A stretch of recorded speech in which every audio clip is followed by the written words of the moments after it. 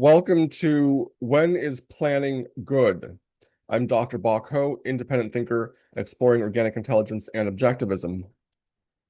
Shout out to Kilroy, who inspired this video. He commented on my video, Nervous System Deregulation, NSD, is faster than regulation. Makes a lot of sense, but it's also scary. In essence, I'd have to let go of control, and that terrifies me because I've always mapped things linearly. However, mapping things linearly hasn't worked. So guess I'd need to switch the strategy to pleasure and orientation. If you feel it's a good topic, could you talk more about how planning, like short-term, long-term, etc., fits into the NSD model? Thanks for this video. Okay, first I'll talk about planning in context of deregulation of the market, then of the nervous system, NSD. According to objectivism, the government has no right to plan your life. For example, to force you to wear certain clothes, to not wear makeup, to always be escorted by a man. The government's proper job is to protect your freedom, to plan your life as you please, so long as you respect the right of every individual to plan their life as they please. Deregulation of the market deregulates people's lives, protects their right to plan their lives. I will wear makeup if I want to. I will walk about town unescorted by a man if I want to.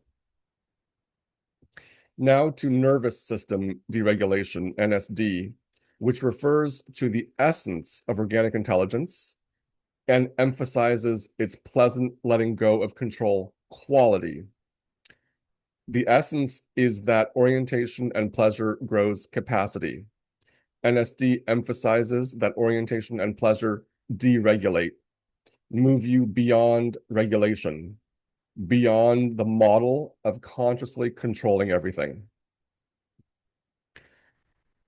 You want to plan rationally, and orientation and pleasure are crucial for powering your rationality. Uh, that is, deregulation, in other words, deregulation is crucial for powering your rationality. Someone wonders, should I immediately start looking for work and really prioritize finding a career right now? Or should I try to take a break, practice orientation and pleasure, really follow pleasure, even if it leads me to do things I find weird and that I never would have imagined I'd ever do, such as buy an iguana? Or should I do some mix of these options? And what should that look like? 2 hours a day looking for work, and then the rest following orientation and pleasure? And what would the latter look like exactly? And what if I regret buying an iguana and it causes me a lot of stress? Okay, I don't know. Yeah, life is messy. Uh, to the extent mapping things linearly works, promotes orientation and pleasure, carry on.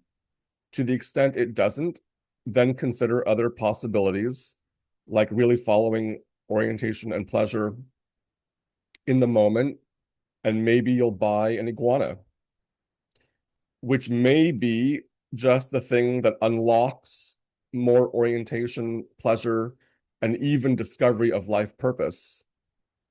Or maybe you'll regret buying the iguana and you'll continue with trial, error, and success. Follow orientation and pleasure in navigating how linear and non-linear to be. And pleasure, remember, includes what is less displeasurable. For example, if you're scared about not having a specific plan for what you're going to do in the next hour, day, month, year, decade, or your whole life, and planning or trying to plan feels better, do the planning. Feels better includes feeling less worse, even slightly. If, say, as you do planning, you're feeling tight, uncomfortable, this is what I've always done, and it hasn't worked for me, and yet here I am doing it still, and unpleasant intensity is ramping up, look at your iguana. If looking at your iguana triggers unpleasant intensity, why the hell did I buy an iguana? How is that moving my life forward? I need to find my life purpose and create a plan, then get back to planning.